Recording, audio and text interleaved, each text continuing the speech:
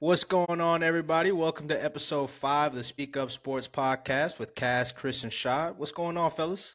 What's going on? Oh, what's What's up? up? What's up, Ham? Not much, man. Good to see you, brother.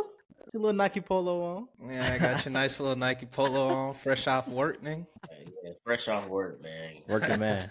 Yeah, man. Yeah, man. It was good to see y'all again for another week. We had a great week 4 of the NFL season.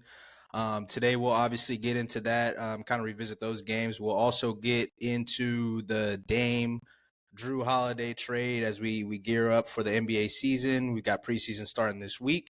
And then finally, we'll go over, as usual, our weekly pick'ems, starting off with the Thursday game and some of the bigger games going on this week. We can go ahead and switch gears into the past week, the NFL season, week 4. Big statement win with the Buffalo Bills beating Miami.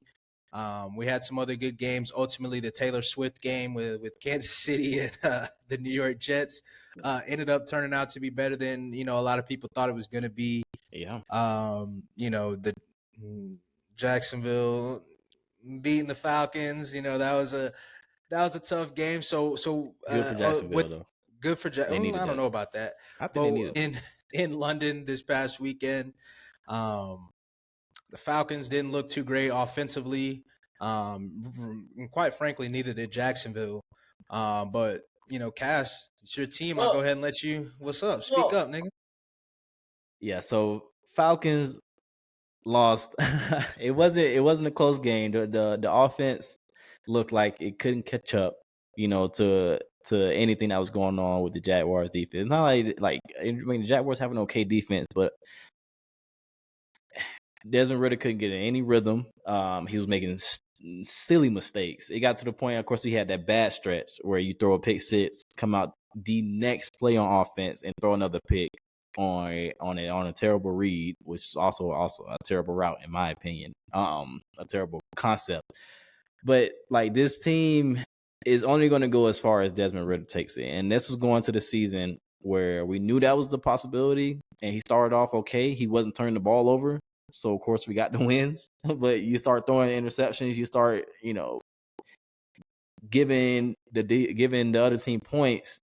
You end up losing. That's what happened in the last 2 games. And you cannot continue like that. And I think, honestly, it's to the point now where Arthur Smith, your job is online because you didn't make the change at halftime. Okay, that's cool. Like, I kind of get that. But then you come out this week and say that, we like what Desmond Ridder did in the second half, which he came out of halftime. They had a decent drive to drive down and get some points on the board, but that was it. Like nothing else happened. They didn't move the ball. They did not score any other points the rest of the game. But you sit there and say today, oh, we like what he did, in the second half, and because I guess he didn't turn the ball over, so I guess you like that. I don't know, man. I can't with him. His job, it's not looking good, especially like we talked about in the past couple shows now. Like you're the offensive coordinator and the head coach. You're calling the plays and you're the head coach, and your offense is not scoring points. That's why you have the job, to be creative on offense and score points. But now your defense is looking like way up here compared to your offense, and it should not be that way. Not from Arthur Smith's coach team. So it's looking bad, man. I mean, the backup is Taylor Heineke. I don't know. Like we had 2 home games against Houston and Commanders next 2 weeks. Those go bad, you got to make a change. I'm not saying Arthur Smith to be fired or anything like that, but you got to make a QB change. You got to do something. You got to switch it up. It ain't looking good. It's interesting to that up. Go ahead, Chris. The head coach thing, because I found that interesting because it seems like the league goes towards head coaches being offensive geniuses, but sometimes it seems like all offensive geniuses can't call plays. They can draw up plays, they can scheme, but their play calling isn't good. I mean, I can go back. I could just use the Eagles for instance. When Nick Sirianni came in, he was calling the plays and he was the head coach, but he ultimately gave up the job because like your play, however you calling your plays, your schemes might be okay, but for whatever reason, your calling of the plays aren't going well, and it shows. Messing up the flow of the game. Shane Steichen, offense look different, and I don't know if that's something that maybe he should consider. But most head coach ain't gonna want to give up play calling because that just, I guess, shows a sign of weakness to them. Like, I had to give up my own offense to give it to and somebody else. it's usually the first step in them being gone. You know what I mean? So like, And for what you just mentioned is the exact reason that you can go ahead and the Taylor Heineke, it's never gonna happen.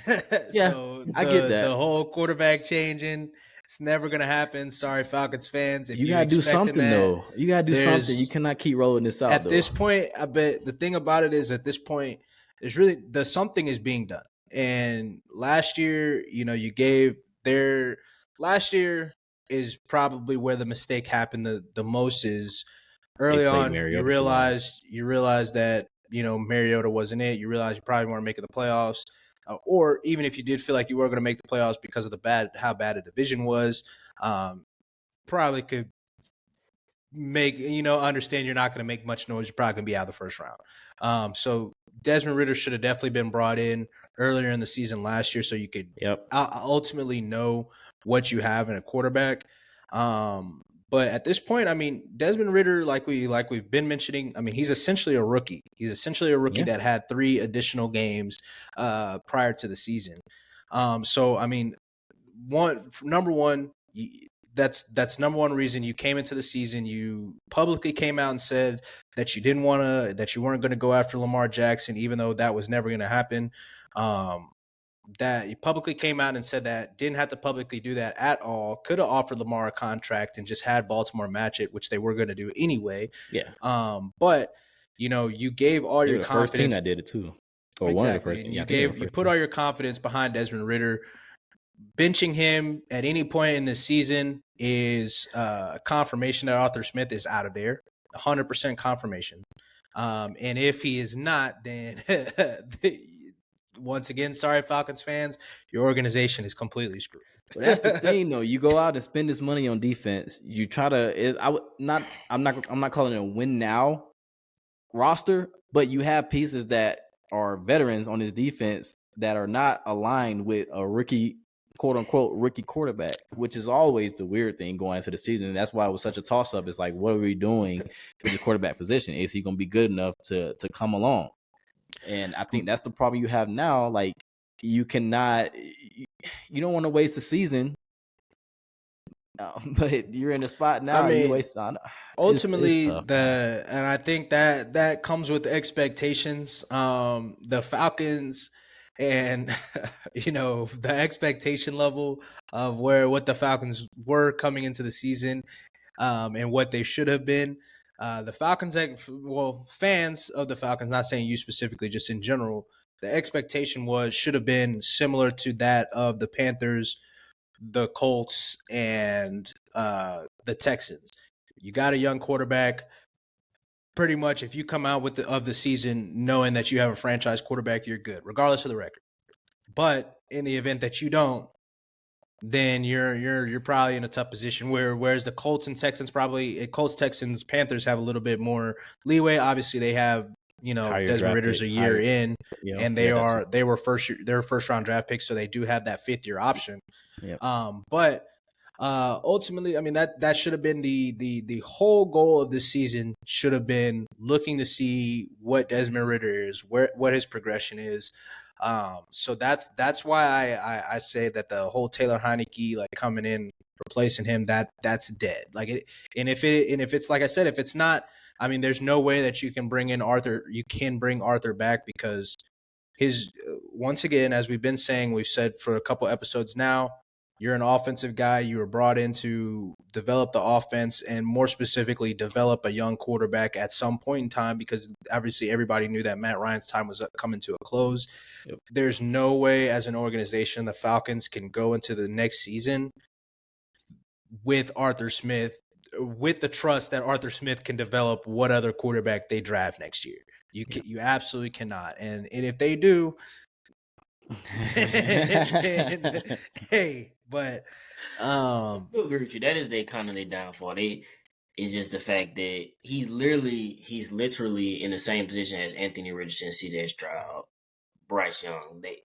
he really, like you said, he is a rookie, but because they drafted him the year before, everybody's expecting that his play need to be like over the top. Like he need to show something right now. If not, He should have taken that second year jump. yeah. But ultimately, he didn't even have a real first year. I mean, it's tough. I mean, moving forward, expectations have been lowered, but there is still the possibility of winning the division, and still making something out of the season. So Arthur Smith needs to do something with his pass game, needs to do something to put his quarterback in advantageous situations going forward. If you're going to stick with Ritter, make the most out of it. I hate to be mid though, you know what I mean? Like if you're going to be, like it definitely does. It definitely does suck. It's like if you can't. I don't want to go 8-8. Like if we don't got a quarterback or 9-8, bro. 8-9. It's got to be. It's we need to be top 5 draft pick or we need to be making the playoffs. Or I mean, at the end of the day, like if it is a situation where you go 8-9, 9-8, but Desmond Ritter, the last 8-9 games is like, okay, we got somebody. Then that's still a positive that can be taken out of. But if you win, I mean, just like last year, the Falcons clearly there was nothing learned from last year, nothing. Like you couldn't take anything from those last couple of games that he played. Nothing. You should have. I agree with you 100% on that. Marcus Mariota should not have played 13 games last season. Yeah. Started 13 games. No reason for that. And that's ultimately coming to light now. And then you don't play him in the preseason, but that's a whole nother story there too. No. But we can move on from that. The Falcons. Well, on the flip side of the Falcons, we can leave the Falcons alone for now. Jacksonville. I mean, the Falcons defense still looks look all right. pretty decent, pretty good so far. And for my sake, is it the Falcons defense or are the Jaguars not that good? And I think we're slowly getting more and more answers on that. The Jacksonville Jaguars. I mean, as bad as we sat here and said that Desmond Ritter was in the Falcons offense. I mean, the game was close. The game was close the entirety of the game. Even the drive that ended up being the pick six by Desmond Ritter. I mean, they were going up. They were driving down the field, and it was a really good drive. It was a really good drive by Desmond Ritter, more specifically, up until that play. But, and then, like you mentioned, it was back-to-back interceptions, and then from there, it was just. I mean, it was literally just both teams, like struggling to move the ball, going back and forth. Jacksonville is really. They really should be on notice, and it's still early in the season. Calvin really ended up getting his revenge touchdown, but didn't do much outside of that. And really over the past since the first game since the first half against the Colts, like Calvin Ridley's production has slowly declined each game. And I mean, Christian Kirk has obviously taken a step up and his production has gone up. But that was something that I mentioned in the first episode is like we were putting a lot on Calvin Ridley coming back after missing 2 seasons. And I think we're slowly starting to see like, hey, there's a lot of cracks in Jacksonville. And for them to, we're at the quarter mark of the century. They are technically like 3rd or 4th in division. Obviously, everybody in the AFC South has the same record right now. But for you to be in a division with 2 rookie quarterbacks, and then Tennessee, which was in a position supposed to be a transitionary period, and you were supposed to be this dominant team that was supposed to take off. At this point, have already lost a division game. All 3 of those teams look better. Honestly, all 3 of those teams have better wins than the Jacksonville has. Obviously, Jacksonville beat the Colts, so that's the thing that they can hang their hat on. But Jackson. No, you can't hang your hat on that. It's a division win. You came in the year supposedly supposed to be the Colts putting up any kind of fight against you. So no, you can't hang your hat on that. And then now their next game is in their second home again. They're staying in London to play the Buffalo Bills this week, who look, far and away like the best team in my opinion so far this year. I mean, they've got Buffalo this week, and then they got to play the Colts again next week. So I mean, it's back-to-back tough games. Jacksonville we could be looking at a situation where we're like, hey, it's year 3 with Trevor Lawrence. He really has he taken that step to where, people were talking about him being a top 3 quarterback coming into the season. Yeah. He has not looked like a top 3. He's looked more like a bottom 3 quarterback than a top 3 quarterback. Aside from he hasn't been a bottom 3 quarterback. Don't get me wrong. Yeah. But aside from like a couple flashes, I mean, ultimately he hasn't been I wouldn't even say he's been a top 10 quarterback in the league so far. No. Maybe not even top 15. Yeah. No, he's definitely the bottom half from a production standpoint too. If you look at the numbers, he's not up there. He's not performing at the level that he should. And we thought he would. And I wouldn't say should because we still don't really know about him. But yeah, we thought it'll be much better. The offense is not flowing. We talked about coaching last week. So we don't have to get too much into that one too. But yeah, it's going to be interesting how Jacksonville kind of finishes the season out because you're looking around your division and you can honestly be left, which is wild to say. But and I will go back to saying, like we said, Trevor Lawrence was such a bona fide number 1 pick from the moment that he came into college football his freshman year. Obviously, he went on to win a championship that year against Alabama. But ever since then, it was no question that Trevor Lawrence was going to be that number 1 guy. And it's like, was he anointed at a point? Obviously, and I'm not trying to hate on Trevor.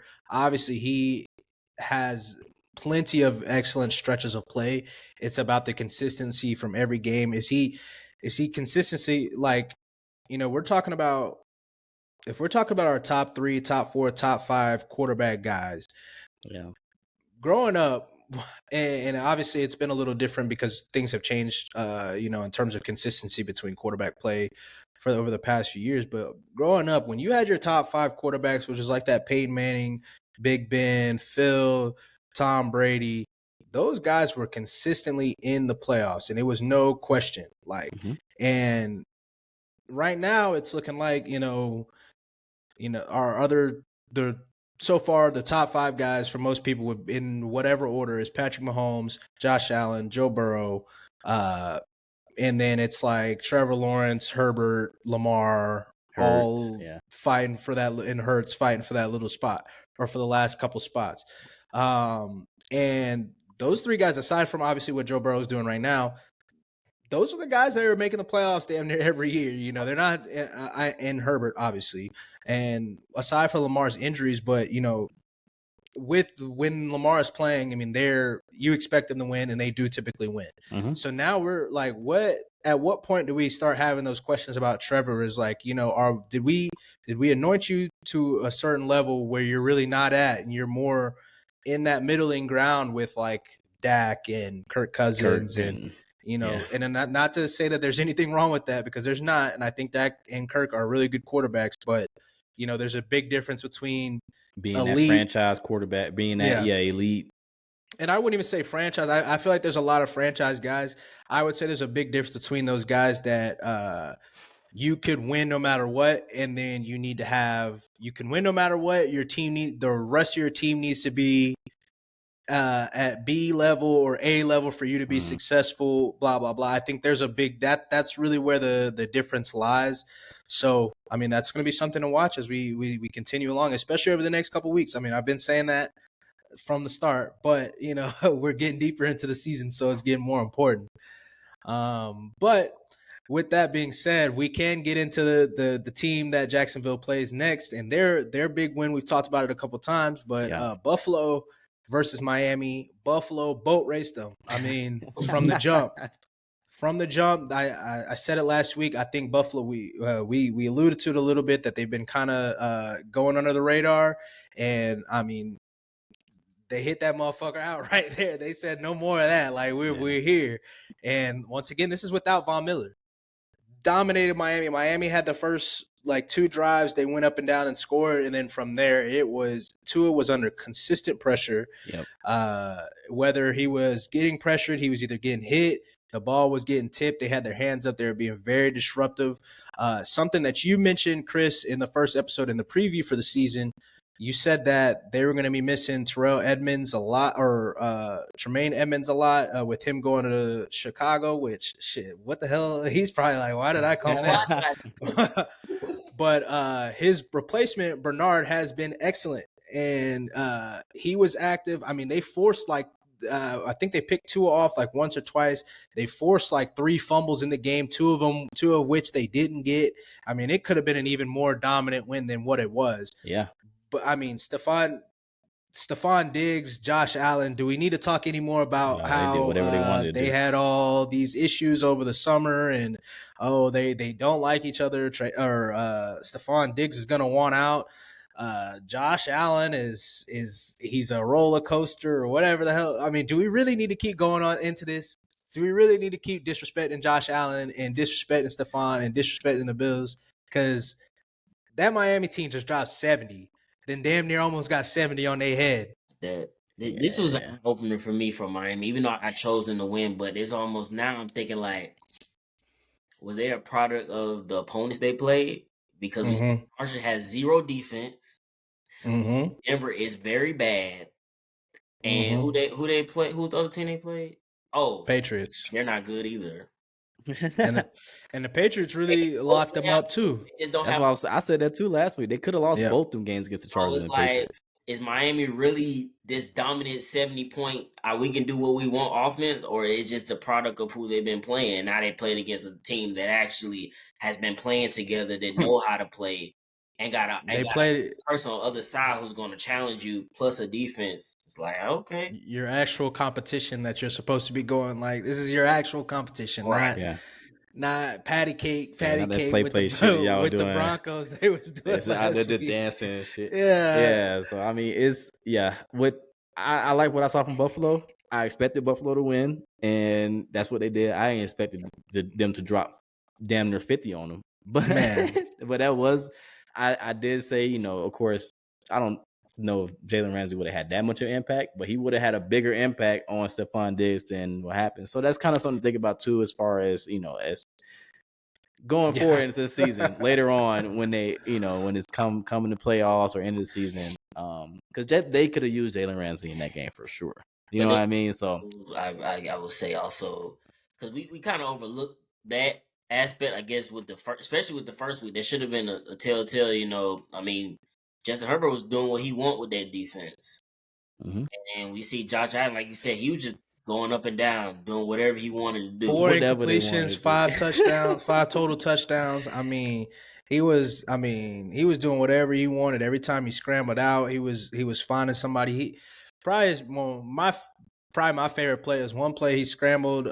He kind of broke the pocket, scrambled out, and then hit James Cook on a wheel, or James Cook extended around. And he hit him on a wheel right above the corner. He had manipulated his eyes and looked like he was going to throw it to the tight end and threw it over him. And I mean, you couldn't do anything with him, anything. And that's probably also why people, hate on the Buffalo Bills sometimes a little too much, because you see when they're on, I mean, they can't. When they're on, they're on. And I don't want to disrespect Patrick Mahomes, because obviously we've seen everything that Patrick Mahomes does and how great he is. When Josh Allen is on, he's not second to anybody. I don't want to say he's above Patrick Mahomes, but he's right there, and it's no question. It's no questions asked. And I'm not going with Joe Burrow. I'm sorry, love Joe Burrow, but Joe Burrow if he's playing at his best and Josh Allen's playing at his best, he cannot see that boy. That boy can do whatever he wants. Putting it there, boy. Yeah, he can be putting it there. He can. And then the threat of running and everything like that. His size, his maneuver in the like he moves in the pocket like that flick of the wrist, and that bitch going 70, 80 quickly. Let's say, I mean, Cass is telling him to do. Just don't play hero ball. It's when he starts doing some, when you're playing against a good defense and you just start, I gotta do this and that, and that's when he starts getting in trouble. And they are running the ball better, which is something I mentioned earlier going into the season. Like just ride your running backs, make the plays, Josh Allen, when you need to make the plays, which is what he's been doing. But not Right only the ranking. Cook running well, but Latavius Murray has been running well as well. And then Damian Harris, getting him from the Patriots, he's been good too. But yeah, like kind of like you said, the two things that have been their biggest weakness is their ability to rush the passer. Which is why they got Vaughn last year. And then when Vaughn, obviously they were blowing teams out at the beginning of the year last year, and then they kind of, even though they still ended up having a great record, they were in a lot of dogfights towards the end of the year after Vaughn got hurt. But I mean, this year, what are they like? They're like top 5 in sacks this year without Vaughn, and that was a big. I think last year they were in the same position where with Vaughn they were like top 5, maybe top 2 in sacks, and then once he left, they dropped to like the bottom half of the league. Yeah. And we're seeing that Gregory Rousseau has taken that next step. AJ Impin, I don't want to mess up his name. He played really well too in the game. Ed Oliver. I mean, their whole front seven played excellent. They dominated them trenches in that game. It was crazy. Unfortunately, after such a high note, they ended the game on a low note with Trey White getting the Achilles injury that puts him out for the season. And I mean, as you can see, he was devastated. The team looked, they all came around him. Everybody was probably devastated because Trey White's obviously really good, really great player, an elite player for them. He worked his way back from his ACL injury last year, missed a lot of the season last year. So that was really a tough injury for them. And I mean, they drafted a Elam in the first round last year, and he's been a healthy scratch. I don't know if you guys have noticed that thus far into the season. So he's going to have to step up a lot, but damn, I mean, the Bills, they look right good, now, they look real solid. They're like the top. They're like number 1 in score, or number 1 and number 2 in scoring, and then the number 1 and number 2 defense. I mean, it's a problem. It's a problem. I mean, Miami, they got some stuff to work on. But again, like until they face, cause they got a get right game coming up this weekend. What I mean? But until they face competition, they needed this, honestly, to see where they were at and move forward accordingly. And obviously they aren't where they need to be. But I don't think it's that much of a referendum on. I still think they're a good team. Buffalo's just fucking tough, man. Tough. Like, that is elite. And I got them on top of the AFC right now. You're looking at top 3 teams. I'm looking at Bills, Ravens, maybe Chiefs, but Chiefs don't look as good as I thought they should. I mean, we'll get to them too. But the Bills look like, hey, problem. This might be the time. But they got to keep it up though. They got to keep it up. Definitely got to keep it up. Big, like I said earlier, big game against Jacksonville. Hopefully they go up there and wax them boys real quick in London. But with that being said, we can get in to the other top 2 teams in the AFC. You mentioned the Ravens, you mentioned the Chiefs. We don't need to speak too much about the Ravens game. Obviously, Ravens dominated. Watson, shortly before the game started, ended up checking him. What we learned from the coach, he checked himself out. Basically said his shoulder wasn't right yet. And they got a bye week this week, so it just made sense to sit him for that game. So Lamar looked excellent, continuing his MVP campaign after everybody was saying all that stuff about, he can't throw, blase, put a beautiful pass to Mark Andrews in the back of the end zone. Get up, then earlier, or I don't know if that was the same drive, but on a previous scoring drive, he had rolled out and hit, or it was right before the half, he had rolled out and hit Flowers on a deep route. That was a great pass as well. So, I mean, not too much else to talk about between Browns and Dolphins. Browns couldn't really do too much with their rookie. That defense, though, it's tough to give up 28 in that fashion. That was not a good look for them. But, end of the day, what can you do when Garrett you did get hurt hurt the ball? Too, though. But yeah. So, I mean, hey. But with that being said, with the Swifties and all the noise that went into that Sunday night game, first of all, how do y'all feel about it? How do y'all feel about all the coverage around Taylor Swift and Travis Kelce? And then we'll get into the game after that. Himself, he was on their own podcast. He was like, the NFL need to calm it down. Like, it don't need to be, y'all don't need to show her every second of the day. Put them on all your social media and stuff. Like, there's no need for that. Yeah. He said his stuff, though. I feel the same way. It's okay. I mean, like, you normally what you'll normally do when you see celebrities in the house, you might pan towards them here and there. But I mean, to do that every second of the day, it's crazy. It's not an ideal look for that to be coming from one of your players. That quote from Travis to come from one of your players, especially the player on one of the top teams in the league. Not a good look. And the NFL did come out and kind of combat that a little bit. Talking about the business side of things, which we get. It's all entertainment. This is all entertainment at the end of the day, and that's just the reality of it. And that's what the NFL just said. I mean, look, she's one of the biggest pop stars out right now. You're one of the best teams in the league. We're gonna market this shit. Shut up and dribble, basically. Yeah. We're gonna market this shit. And I did watch. I didn't watch the whole podcast, New Heights, with Jason and Trav. Shout out New Heights. But I did see that little excerpt from it and how he was comparing it to how it is in the NBA when you have celebrities come to the game and you show them a little bit, but then it's about the game, And that's and that that was game something on Sunday night felt more about who was there. Yeah. With Aaron Rodgers and Taylor Swift, it's more than the game until it turned to a good game. But and that that's one thing that I do want to talk about a little bit between the NBA and the NFL. But that also, I think a lot of that has to do with the NFL not expecting the game to end up being as good as it was because obviously with Zach Wilson. But that just goes to show, if you have to do all of that, you need to bring, in my opinion, the NFL needs to open up flex scheduling earlier. They already bumped it up to earlier in the season this year. But, I mean, it needs to just make it all year. There's no point. There's no reason at this point, no disrespect to the Giants or the Jets, but there's no reason we should be seeing the Giants again on that or on a primetime game, national televised. I think it's 3 of their first 4 games have been nationally televised, I think it's 3 of them that have been nationally, except for the Cardinals that weren't on primetime TV. And then next week they play the Bills. I think it's the Bills tonight and on Monday night. So it's there's no reason that we should still be seeing them again. I get it's New York. I get it. But at the end of the day, give us good football. Give us good games, great games. I mean, even to that point on Sunday, we had a bunch of good games on Sunday during the 1:00 game. So we had, Buffalo, Miami was a good game. Chicago, Denver ended up being a good game. Indy and the Rams ended up being a really good game going into overtime. Philly and Washington all ended up being a really good game going into overtime. That was all during the 1:00 window. During the 4:00 games, it was 3 blowouts, and then the Chargers in Vegas ended up not being a blowout, but it was essentially a blowout. It was up 17-0. We're just doing shit in that game.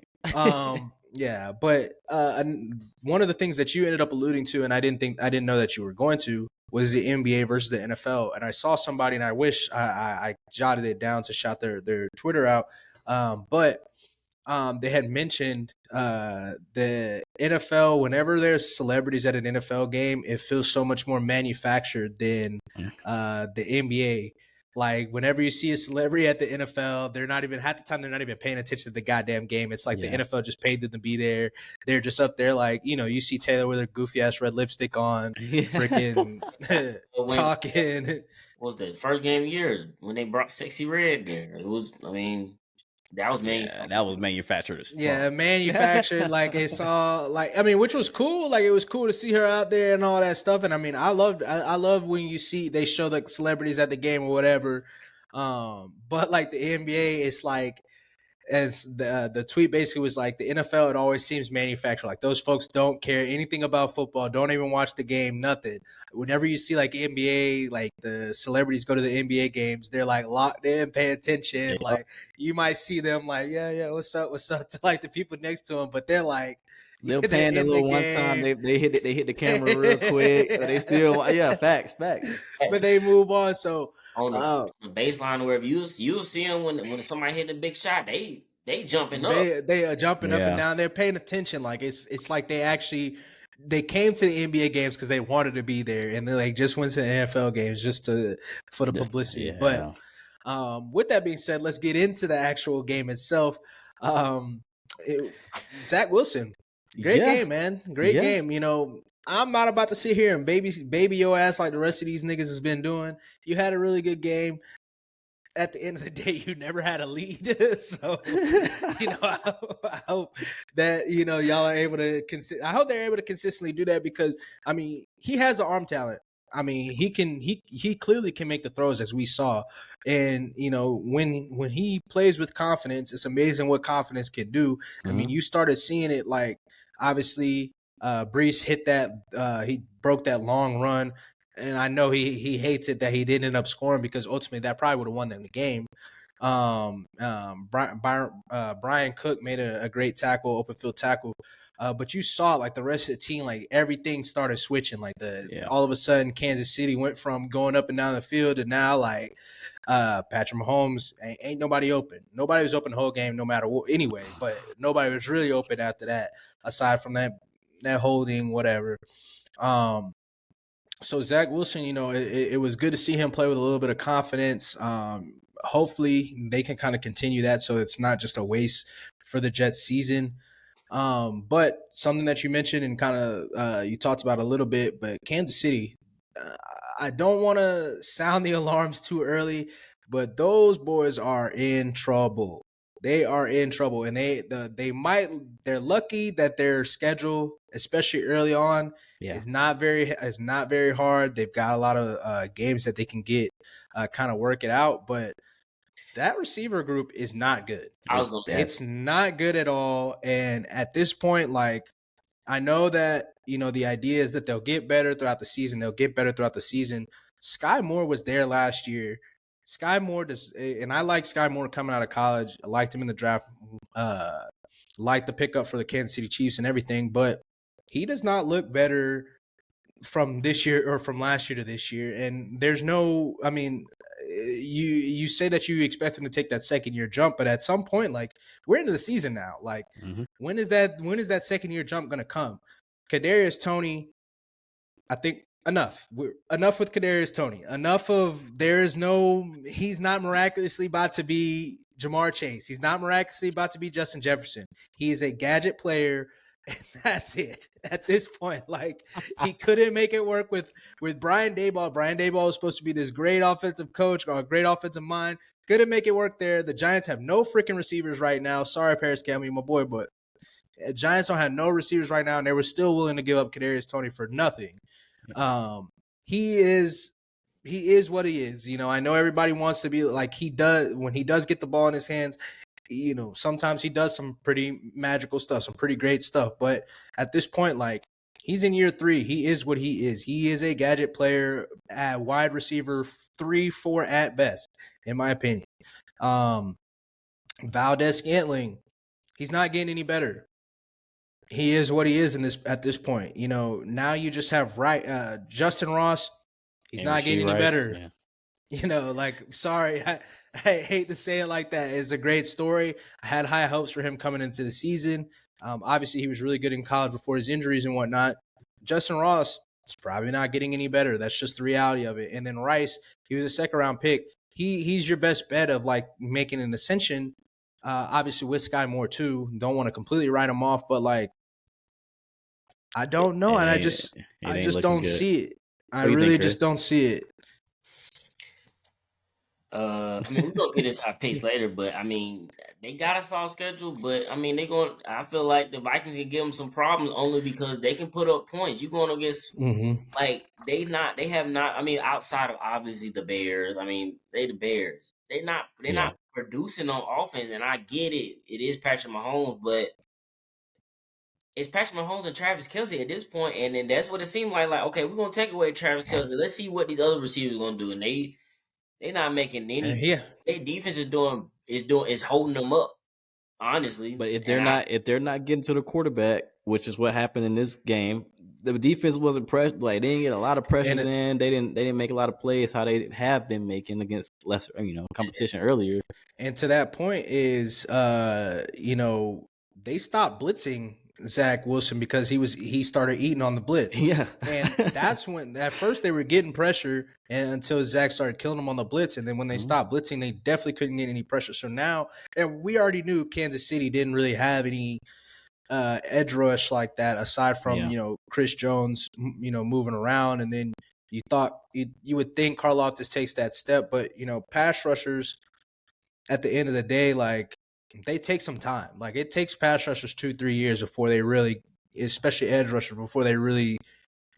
Obviously you have Micah Parsons, but he's an not anomaly. everybody's is freaking Micah Parsons. Mm. So, but yeah, like they've got the Vikings, Broncos, Chargers is probably their toughest game before they play the Dolphins. But and they could easily go out there and get 30 points a game in these next 3 games, but I still don't believe in this team. It's not functioning the same. It's just these next 3 teams have terrible defenses. Gives the other teams a chance because they haven't played a team that has a high power offense that can go and score and go put pressure. Yeah. Okay, if your receiver decide to drop the ball and we go back down and score again, you definitely gonna have to keep throwing it. I guess you can say the one high-powered offense that they played was Detroit, who they lost to. So, shout out Detroit, man. Yeah. Shout out Detroit. And, shit. With that being said, we can get into Detroit's game with the Packers. That was a Thursday night game. They pretty much dominated them. We don't have to get too much into it, but I do want to shout out Detroit. Like Dan Campbell is coaching the hell out of this team, and I love to see it. Honestly. I like to see Detroit. I had them win the division. A lot of people were still hating. Like even the people on TikTok, I remember y'all from earlier when we were posting when we all had the Lions. Except you.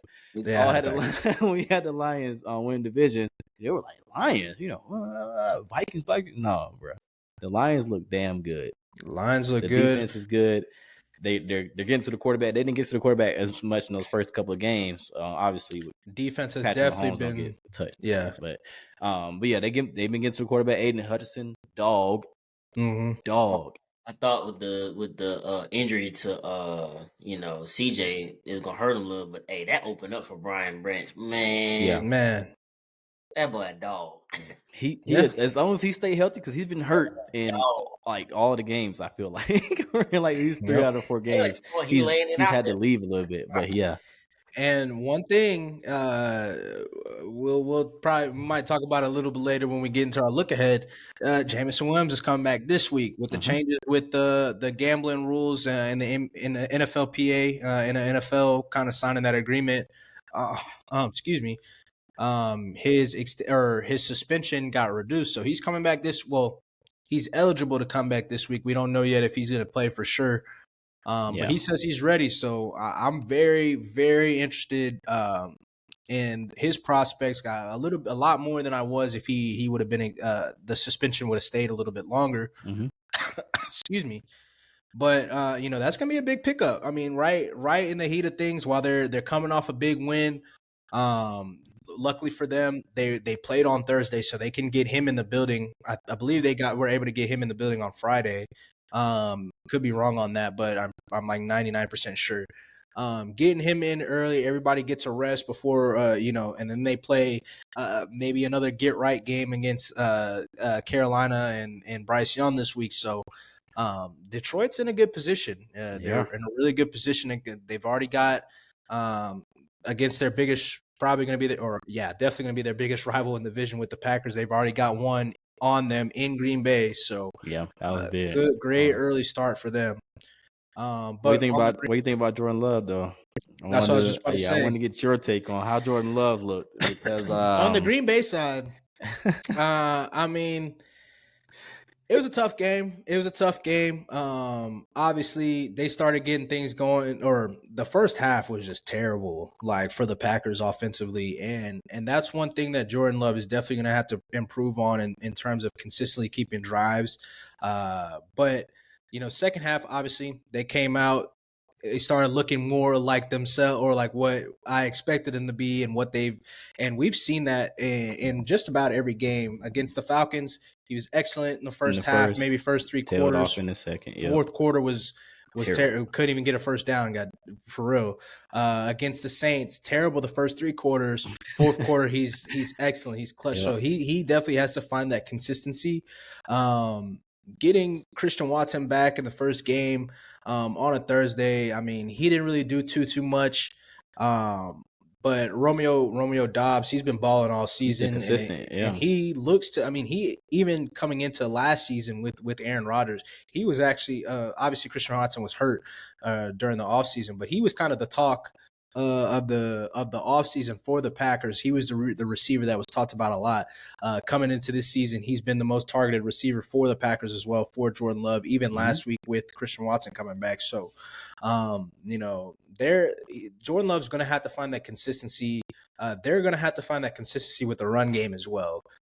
We saw that a little bit last year with Aaron Rodgers, where they get real pass heavy, and obviously they got down early, but they've got one good running back, and then Dylan he's all right, but he's a good compliment. A bigger back, goal line, short yard situation supposed to be. But yeah, they didn't. Well, Chris, I'll let you talk about that because you were one mainly pointing out how they weren't running the ball in this game. Bruh, it was a point of the game where they just turned the ball over. They came right back. They were down. I mean, I guess they were down maybe 14-3 or 14, whatever the case may be. Yeah, 14-3. And start throwing it again. And I'm like, can we establish the run just a little bit, help him out? Like you just letting them pin their ears back. They're like, okay, you're not going to run the ball. Well, whatever. We're just going to come after your quarterback. And I understand that they might not be the dominant run team, but you gotta give your quarterback something to work with. Like give them something easy. Like you run the ball, make them feel like you can run the ball. Because Aaron Jones is a good running back. He could be a threat. Mm-hmm. You decided I'm gonna keep throwing it, and then you end up getting in the biggest hole that you was in. 12 total rushing attempts for 27 yards. That's terrible. That's what they ended with. That's not okay. Aaron Jones was 5 for 18. So I mean, it's and they had some linemen missing. So that could be part of it. Maybe maybe they don't have their backups aren't as great as run blockers. But that is definitely something that they've got to continue to keep as a part of the game, especially with Jordan Love being in his first season. You got young receivers, young quarterback. Use the running back as an extension. Obviously, you've got a good enough team. So, but great win for the Lions. 3-1. Sadly, against above my Packers. They still they got in a couple bad losses that I didn't need them losing, especially against the Falcons. With the way that they lost, because it's making my what did I have them the number 2 seed? I think. Overall in the NFC, and the NFC not looking too good too far. But to get into another game that we don't have to talk too much about, but from our 1 seed Seattle and the Giants on Monday night massacre, Daniel Jones, Jesus. Let's talk about it. Daniel Jones didn't play too well, but getting sacked, what he got to sack 11 times? 11 times, yeah. By a team that's not known, that is not a great, is not great at rushing the passer. You to get sacked 11 times. I mean, that your offensive line problem. That's a big problem for them. And the Giants, the Giants at this point, their season's over with. They can't protect the quarterback. Their schedule is super tough. They got fucking Miami next week. Exactly. On the road. Yeah. So I do want to let's talk about Daniel Jones and his contract, right? So of course we all know that he signed this 4-year, $160 million contract. Of course, I think 97 of that is guaranteed. So they're kind of married to this guy now. After having really legit one good season, and they had the opportunity to franchise tag him, but they didn't. They gave him a new contract, and they franchise tagged Saquon, which, of course, they haven't had Saquon these last couple of games, which definitely would have helped in some capacity, maybe. But how much faith can you have in Daniel Jones to get better and continue being the starter for this team? In good faith. It's not his decision-making, and we talked about it, of course, in our chat. His decision-making, and I get offensive line, notwithstanding, has been bad. Has just been bad, and we've seen it not just this game, but a game. All 4 of them really. He's made dumb mistakes that have basically the only time. Their one win, they had to come back. They had to make this heroic comeback against a not good team. Like this Daniel Jones has not looked good this season. He's not living up to this contract, and it's very worrisome. It sucks for Brian Daboll because we saw how he was on the sidelines and how animated he was, which is not the best thing to do, I guess, but this was his season, you know what I mean? Like this game was very important, and you're sitting there like you making mistakes on the goal line, and protection's bad. The whole team is bad. Shout out my defensive rookie of the year pick and Devin Witherspoon with the balling, pick six. Balling. Definitely put a stamp and put a stamp on putting his name in the defensive rookie of the year conversation. Especially with Christian Gonzalez getting out for the season. Yeah, because just that game alone might have had him jumping to one. I mean, you got Jalen Carter and Will Anderson, and we'll get into that a little bit later. But the goal line pick was bad. It was terrible. Obviously, we saw the reaction from Dayball. We saw Daniel Jones' reaction or lack thereof reaction. He'd just be looking lost at the time out there anyway. Crazy. But the rest of the game, I mean, I went back and watched all 22 on it. I mean, the rest of the game, I mean, he's been hit the second most in the league 37 times, with the first most being Washington. Being hit 37 times, I mean, you're basically getting hit as a quarterback almost 10 times a game in four games. Getting hit 37 times is nuts. For you to have, like we said, 11, believe it ended up being 11 sacks, 3 turnovers, 11 sacks. I mean, it's not all on Daniel Jones, and I mean, for him to also be leading the team in rushing yards as well. It's looking very obviously, Saquon's out. So that's a big piece that they're missing. But on top of that, they don't use Darren Waller at all. For that to be their biggest offseason acquisition in terms of a weapon for Daniel Jones. Mm-hmm. I mean, they don't isolate him one-on-one in the red zone. They don't do any jump balls to him. It doesn't seem like he's very involved with that offense. And on top of that, I mean, their receivers all have the same skill set. And if you really, Wan'Dale Robinson, Paris Campbell. That's why you can't play Sterling Shepard. Sterling That's why you Shepard. can't really play him when you're playing. What's his name? The one he was thrown to when he got a pick. But yeah, I agree Paris. with you. They all had Paris Campbell. Oh yeah, Paris Campbell. Yeah, they all had a similar skill set. It's tough. I get that part of it with Daniel Jones. I mean, he already had 6 picks on the season. He had 5 last year. Yeah.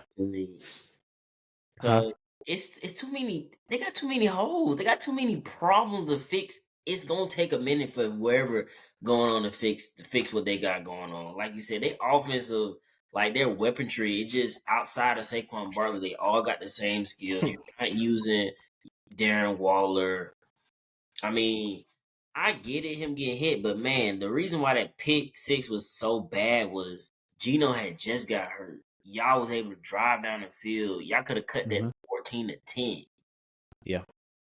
And that essentially ended the game. It was a bad pick 6, and he stared him down.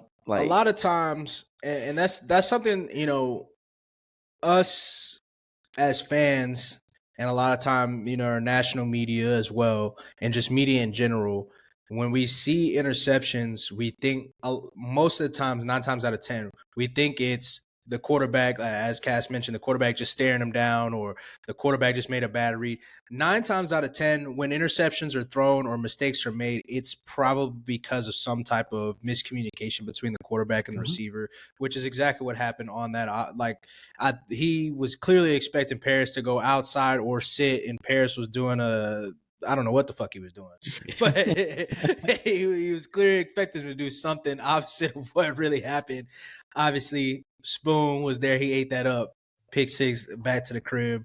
But there's a lot there. I mean, you could tell he snapped it and threw it in a couple of seconds. Oh yeah. He didn't and I get goal line, you gotta make quick decisions. I get that for sure. But in that situation, you just gotta be, for a 5th-year quarterback, you gotta know what you're looking at. This is Daniel Jones, you're not a rookie. Definitely. you gotta be better in that situation specifically. Definitely. And I mean, this is another game that we ain't gonna have to talk too much about, but Daniel Jones is in the same position as this next guy that I feel where they need.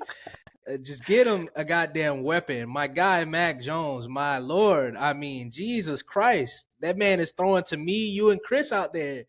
Like, y'all be hating saying I'm not. Mac Jones ain't it. Hey, And It's he not might not hating. be it. He might not be my it. issue was literally they said Go on the ahead. podcast you threw across your body 2 times in a row. Yeah, that was, was definitely bad.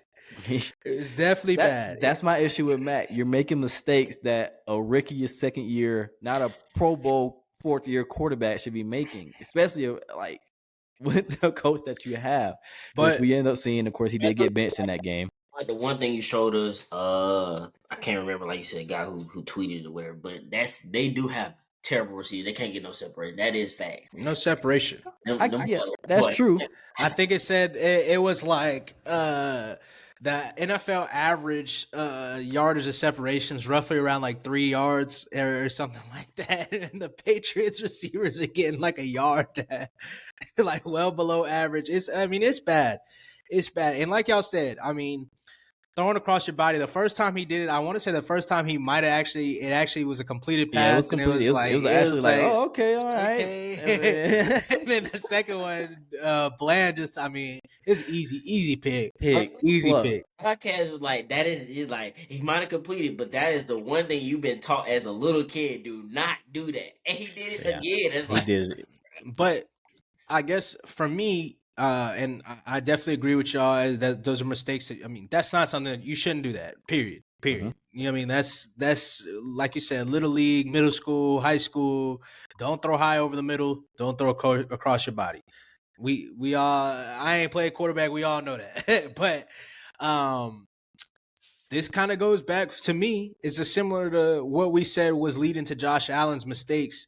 And obviously, Josh Allen has a number one receiver and a better overall team or a better overall talent around him, but it's hero ball.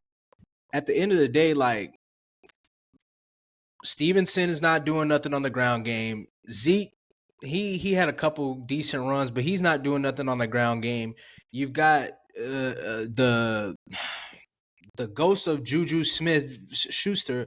Everybody and their mama saying that the boy can't run. His knee hurt. I don't know why he hasn't shut it down. I don't know if they're forcing him to play or what.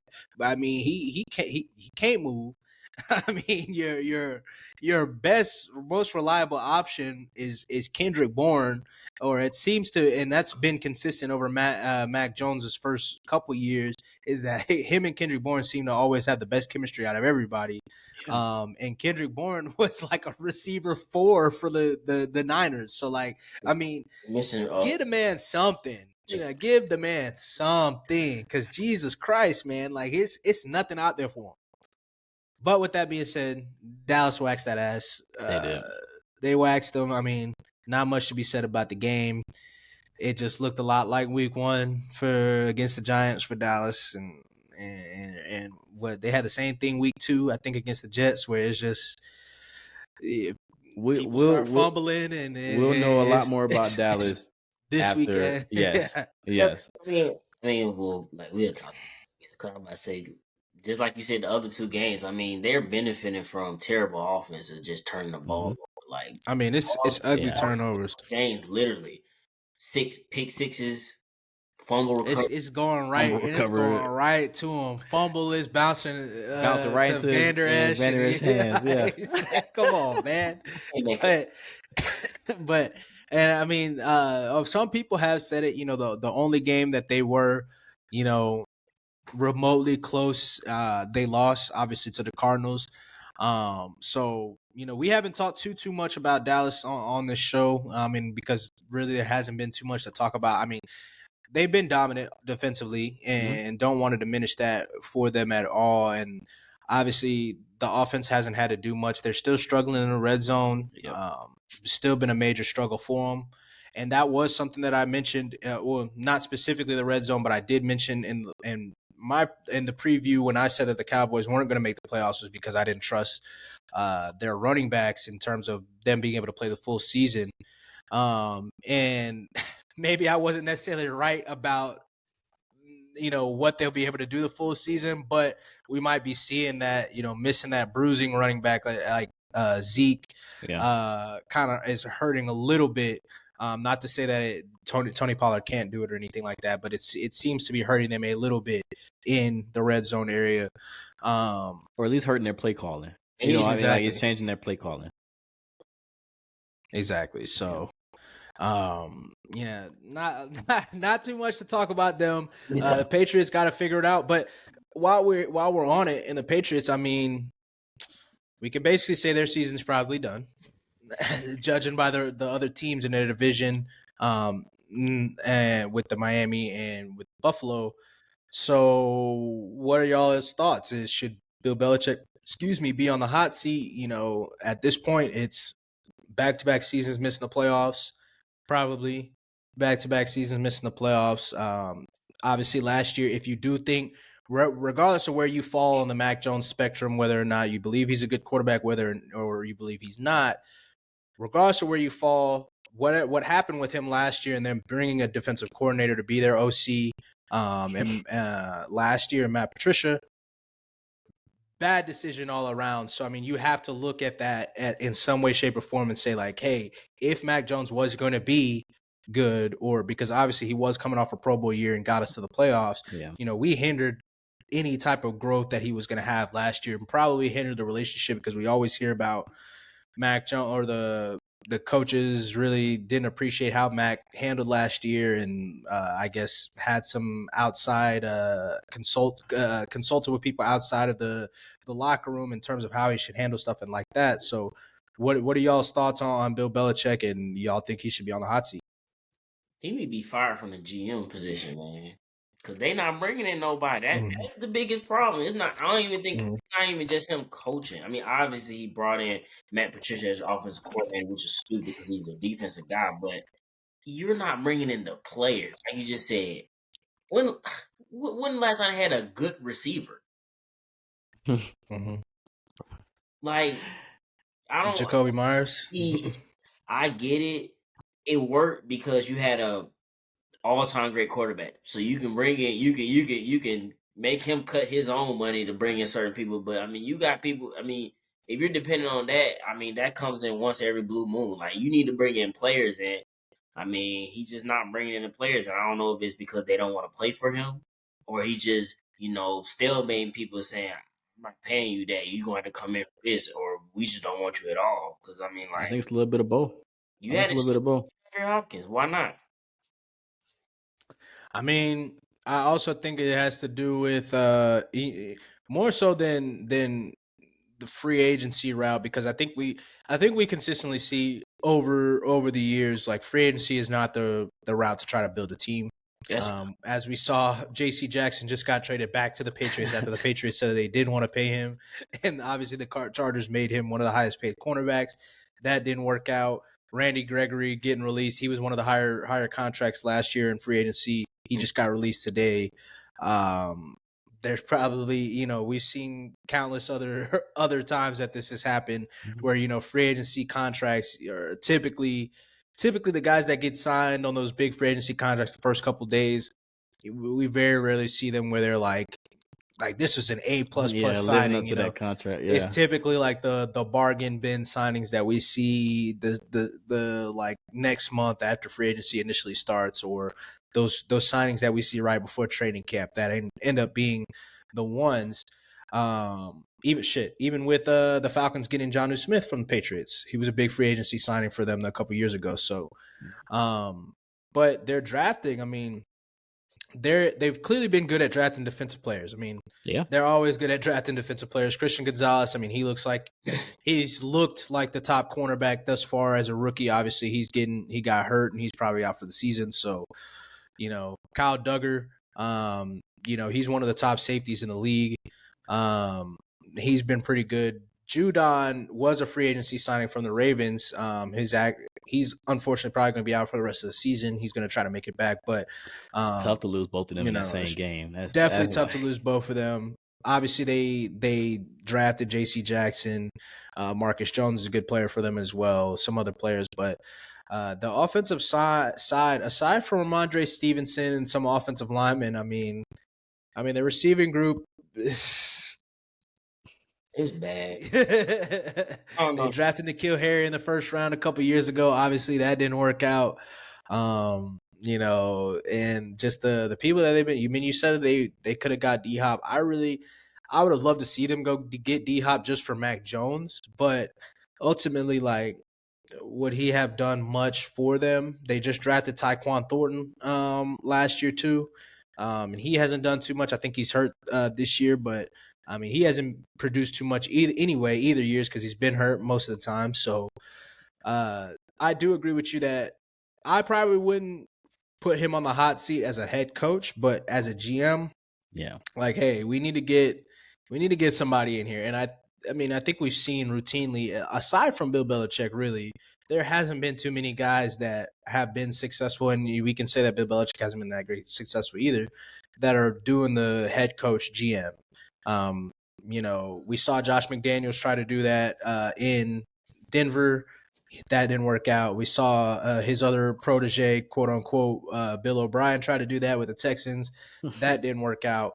Sean Payton is not the GM, but I think he likes to have that roster control, and I Yeah. mean that's not working out too well. John Gruden tried. Yeah. He wasn't necessarily a GM. They did have Mike Mayock there, but John Gruden was signed to a 10-year contract, I think, before Mayock even got there. So I mean, he had and I'm pretty sure he had 100% roster control as well. So, we see that doesn't work out, and so it's definitely might be time to be like, hey, let's get another voice in here, change some stuff up. We can bring in some guy that you like or whatever. That's part of the Patriot way.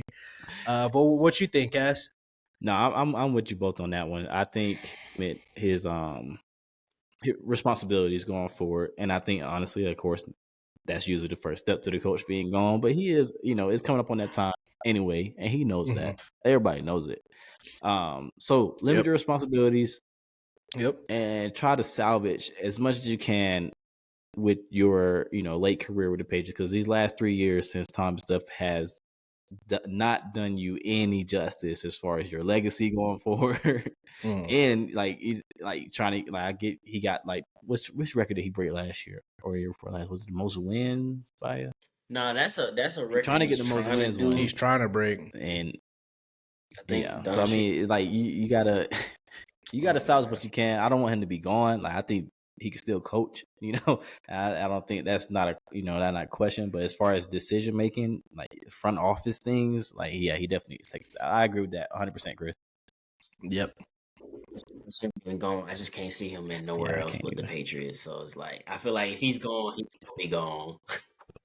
And that's the thing, is like, he wants to. I know he probably wants to break that record. So, and that's where it starts getting a little like, okay, so if you get fired from the Patriots, where are you gonna go to get who else that? is gonna let you come in and act like you've been acting, like, where the culture's a little different. So, but with that being said, get my boy Mac some receivers. With another team that's looking for some receivers, and we don't have to get into this game too much. Well, actually, we can really kind of talk about the 3 rookie quarterbacks at this point, because what I was alluding to was the Panthers coming out and saying that they're in the market for a number 1 receiver. Which, who? I mean, I don't know. That's probably not going to be, the options right now is probably Jerry Jeudy, Hollywood Brown as if he's earlier. Hollywood Brown. He brought this up, or what T. about Higgins, Devontae? But I don't think or Devontae Adams. He want to go to a winner, and he wants to go go to an 0-4 team. And that's the thing. Like, when you were in the market for a top receiver, you get a top receiver, you got to get what comes with top receivers, and what comes with top receivers, like, if you're losing, that doesn't bode well. They're going to be upset. So I mean, I get you trying to, you gave up a lot to get Bryce, and it's not looking good right now. Honestly, it's just not, and it's not on Bryce. It's about the collective.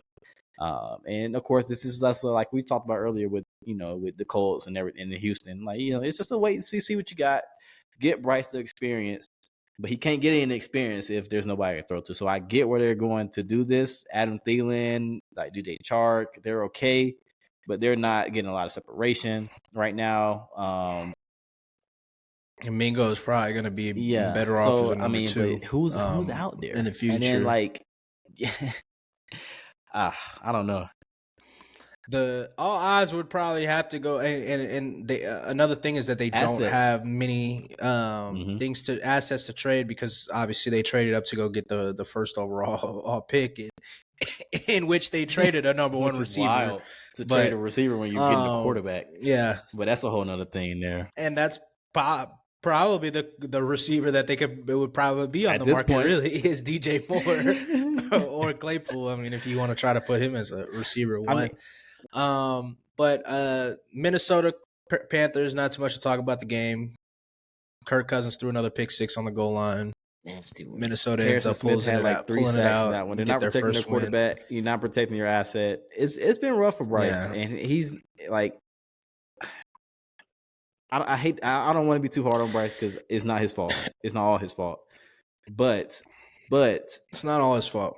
For the team that you have, Bryce is not the quarterback for that team at present. I think with either of those other two options, you would have had a better chance of salvaging a little bit of what you got going on than Bryce. That's just how it's looking on the surface. I also, just from experience of being a Colts fan, Frank Reich's teams do start to have a propensity to start slow.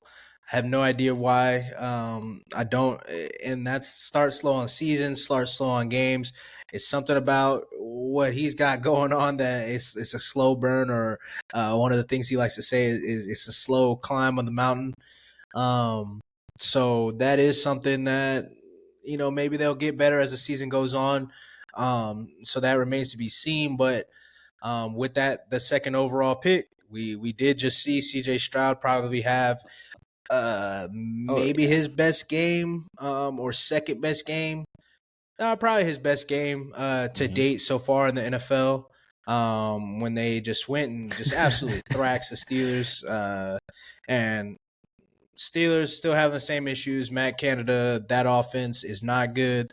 It might be Matt Canada, it might be Kenny Pickett, or it might be all of the above, but it's ass. And that's about where we can leave that at. CJ Stroud, man. But CJ Stroud, he's once again, we talked a little bit about how he's been, how good he's been.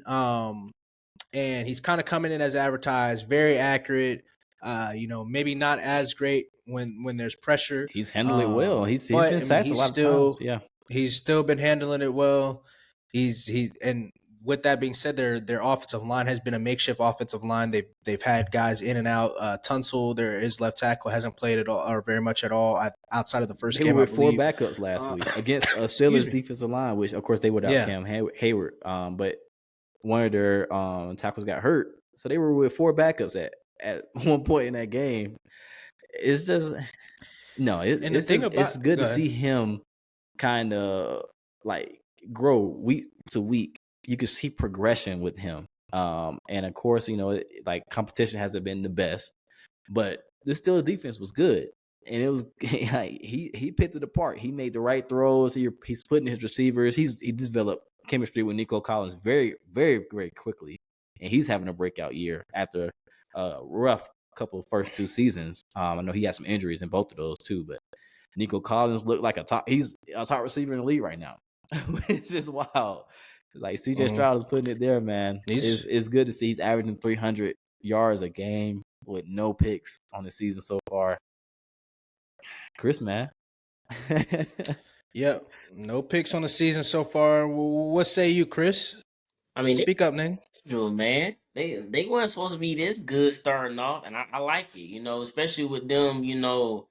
Basically they don't, because I don't think they have any first round pick next year. They gave up to go get CJ, then to go get Will Anderson. So I mean, unlike the Panthers who gave up their stuff and not looking too good, they starting off great right now. All this is doing is building up CJ Stroud. Low expectations. So they're gonna be some.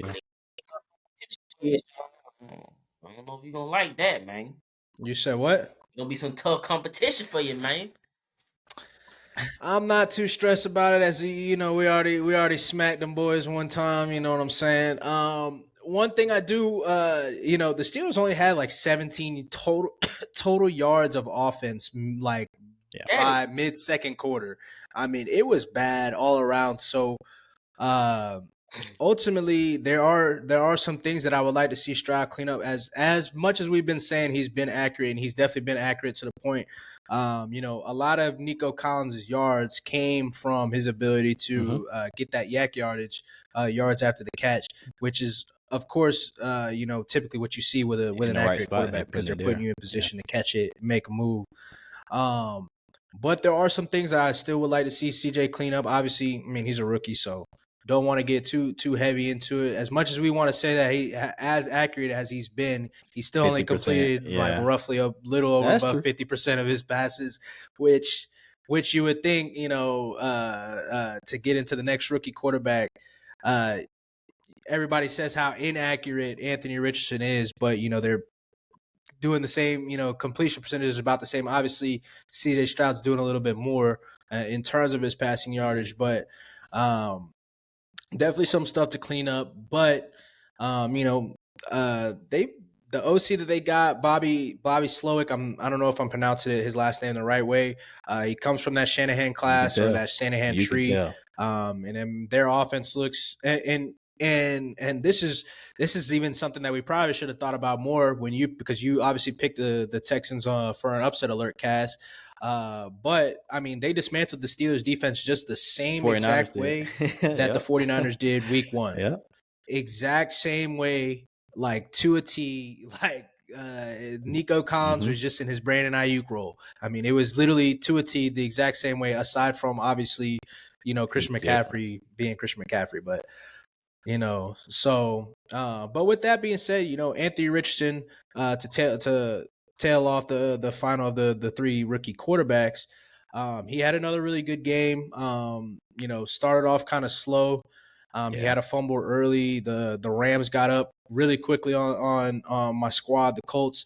Matt Stafford was dealing. They had Colts had a couple bad penalties early on that kind of kept drives going, but Matt Stafford, Puka Doncic, they were going crazy.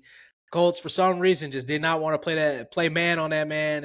Every time that they did, they couldn't do nothing. But Matt Stafford was picking apart the zones. But then Anthony Richardson ultimately, had the fumble early, got down early, was down like 20-0, 23-0 or something like that very early on. And I mean, the poise that he showed, you could tell he was kind of frustrated early on. And then he just started making plays. And then the great thing about it that I love about the game, even though the Colts ended up ultimately losing, was that the comeback was Anthony Richardson's arm. It was purely Anthony Richardson's arm. It wasn't him, having this, 100 yards rushing or doing that. Something like that. Yeah. We saw the flash plays. We saw him being wrapped up by Aaron Donald and throwing it 50 yards or 50, 40 yards for an Alec Pierce big bomb. We saw the touchdown he had to Mo Alley Cox where he was kind of scrambling and then I think he got his foot stepped on, so he was kind of falling and threw it. Yeah. And then on the 2-point conversion, he once again was kind of stumbling, saw Moss open, got it out quick. I mean, it was you see the flashes, you consistently see the flashes of why obviously the Colts were and the whole league was like, was very high on this kid that only played like 10, 11 college games and even wasn't that great in college. But you saw the whole package in that game. And then, like I said, ultimately bringing the Colts back, it was, I want to say on the last drive to tie the game up, he was like 4-4 or like 5-5 or something like that, brought them down. So I thought that was an excellent next step of his progression that we keep seeing, that he's a much better passer than we thought. But, what was y'all's takeaways? I mean, I like you said, I like his poise on the comeback because they did get up quick on y'all real quick. But, I mean, settled in. I mean, y'all held them to 2 field goals, which ended up making it 20-0. But like you said, he he just stayed with it. I mean, that's all you can ask for. I mean, you talking about a rookie now. This ain't no been there, done it. It's a rookie trying to still find his way. He already missed a game, so that's a game that can, go to knowledge or whatnot. But the fact that he was able to fight back and first full game he played too. That is one thing, yeah. right, and so I mean, that pairing of him and Shane Steichen go be and crazy. I think it's only gonna get better from her. Yeah, for sure. Loved what I saw from him. Of course, the actual pocket awareness will get better, and it needs to get better. But his ability to maneuver around, of course, is stuff you can't teach, stuff you can't practice. It just comes natural to him. Of course, we got the good news about your boy JT coming back, which will do nothing but help him. And I'm excited to see how that goes for the rest of the season, to have a running back with that skill set to play off of, because that would do JT, of course, is one of the top 3 running backs in the game. Probably at this juncture, he might be second or third. Because we're not, of course, Saquon Hurd and Chubb out and Derrick Henry, and Josh Jacobs not really doing a lot. Like, it's prime for JT to enter back into that conversation, which will do nothing but help him. But I can't wait to see that, honestly. Like, Anthony Richardson looks good. I cannot wait to see if Me too. Anthony Richardson and CJ Stroud for the next 15, 20 years in the same division is gonna be great, man. And then excuse me. And I keep talking about Trevor. I mean, if Trevor better get right. Because it was looking a lot. It was looking, like we said, coming into the season, everybody was talking like the Jags are about to take over this division for the foreseeable future for the next 15 years. And it's looking very much like the Jags are going to be right back in the position they've always been, which is sad. Third, fourth. And I mean, that's just, it is sad, but it's the reality of it. These players are coming in better and better. And then organizations, obviously, so far it looks like the Colts and the Texans have nailed the head coach OCQB marriage on both sides, because obviously D'Amico was a Houston or a Texans legend, so it was just a no-brainer to bring him in. But obviously bringing the Shanahan tree to match with CJ Stroud's turning out to be perfect as well. But that kind of gives us the little rundown for week 4. It was a great week. One question I do want to ask you guys about, because this is something that we didn't talk too much about, the Eagles Commanders game, which was a great game, probably one of the best games of the weekend. But there's something that I wanted to ask you guys about, and that's been on my mind. Obviously, it was a back and forth game. My boy Forbes had a really rough game. He kind of had his welcome to the NFL moment. He deleted his social media because AJ was going in on. Yeah, he just deleted his social media. AJ Brown was getting whatever he wanted on him, and then Devontae Smith had that big catch. That Forbes was there. I mean, he made a play, tried to knock it out, and that was on him too, or he was in the area. But one of the things, obviously, that game went into overtime, and the Commanders came back and tied it on the last play, the very last play of regulation. What do you guys think in terms of the conversation of should they have gone 4-2 to win the game, or do what they ultimately did, kick the field goal and to go into overtime? What are y'all's thoughts about that? Not just specifically for that game, but just in general. For them, I guess I would have went for it. I didn't like Ron Rivera's explanation saying they were that was tired. a terrible because explanation. play.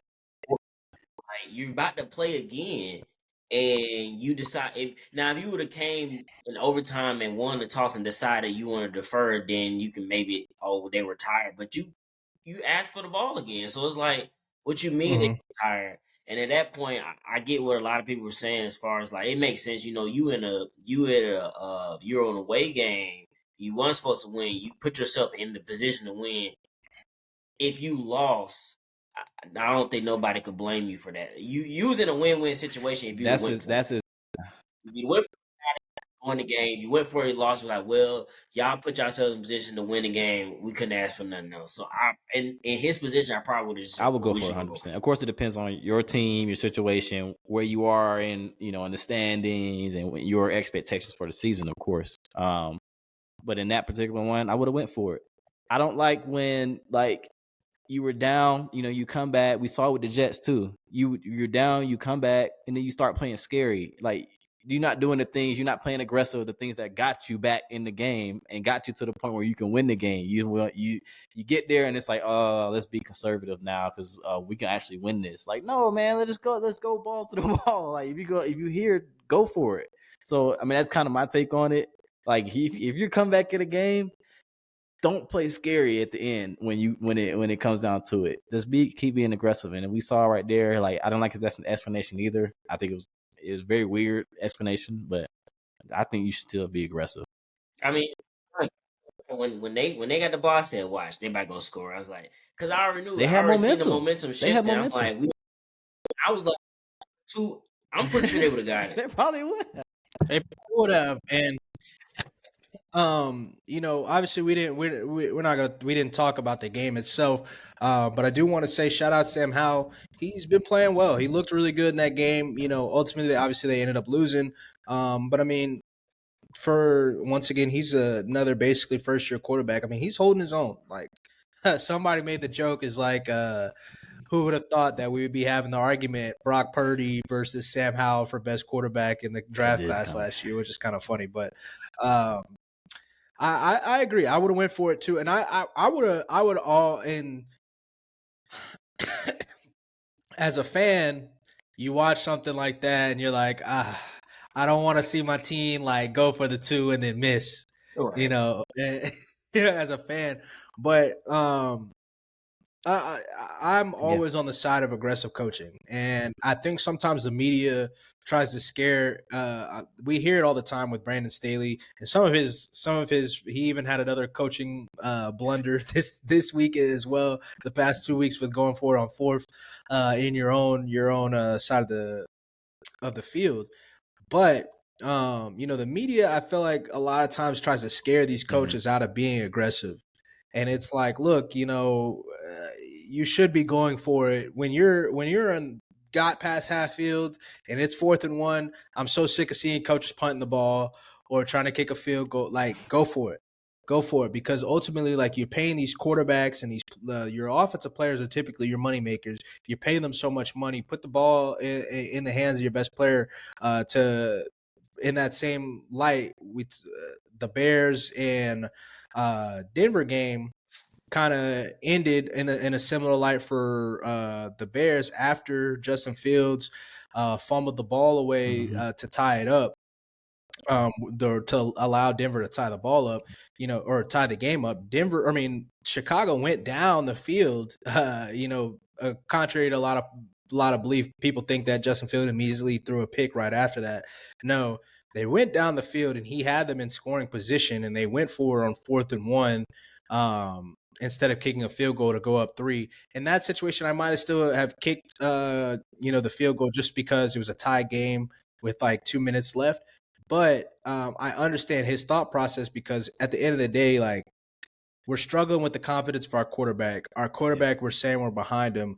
Let's keep the ball in the quarterback's hands. And then in the similar way that Patrick Mahomes ended the game against the Jets, we now control how the game ends. So, a lot of people, obviously people that are betting, were probably mad with Patrick Mahomes on that last scramble. He slid. But, obviously that would have put them up 10, and you're like, yeah, they're going to win. All it takes is for that kickoff to go back to the crib, and now it's a 3-point game and they get an onside kick, and you're like, oh, everybody's like, like, oh shit, like, what just happened? So in that scenario, Patrick Mahomes slid. All they had to do from there is kneel out the ball. They controlled how that game ended. So, like, I do always like the idea of being able to have that control, because on defense, you don't have control. Ultimately, you don't know what play is you don't know what, you're just reacting to everything, basically, So, yeah, I definitely am always on the side of aggressive coaching, and I definitely thought that they should have went for that. They were playing well. Their offense was playing well. Just the same way they might have been tired. The defense was probably So go tired steal as a win well. on the road is So, my thing. Go steal a win, man. Go be aggressive. and that would have been a big win. Would have had you probably tied for first in division as well. If they might have been, they might have. Well, they would have been tied with the Cowboys for first. Obviously, the Cowboys, the Eagles, and the Commanders all would have had the same record, but with the division games, yeah. But yeah, always there on the side of aggressive coaches. And Ron Rivera, second time you said some dumb ass shit because before the season, then old boy say, "Oh, I didn't know how good Sam Howell was. What the fuck was you doing in practice for the past year, dog? Like, what are you doing?